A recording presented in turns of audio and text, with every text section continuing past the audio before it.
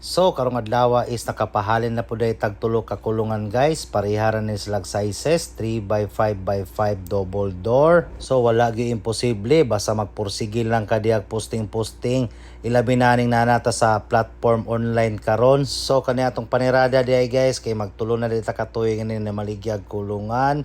So di jud ko kalimot ani sa una nga nagsugod pa ta no. Wala man jud kay panirada ning welding guys pero ug kanang bahin pud sa iro di pud na ako nahilig.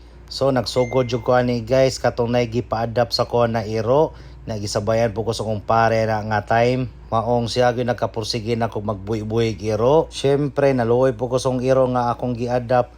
Ako po siya gipabuhatan og kulungan, naampog ko'y welder nga igagaw guys. Mo to dire nagsugod ang journey sa akong dog cages no.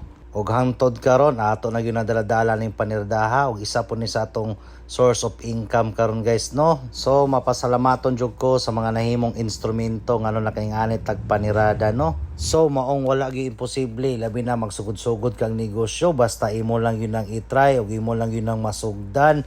Walay kumo sa pagtuo guys. Maong kung na kay mga plano diya ayaw na nagdugay-dugaya, musugal man kita sa maling tao kani pa ba nga naay mo balik nga insurance pa.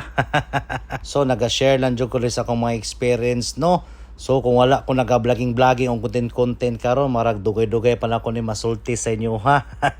So sa uban sayon na kanila tanawon ang atong panirada, wala sila kabalo guys kung asa tani kuha og Google og kusog gani atong panirada. So sa baguhay pa naagyo ng stress, depress o kanang ilabi na kanang emotional naagyo na diha guys. Mao kung imo nang malampasan, champion na ka diha kay bato naman ka sa pagsulay.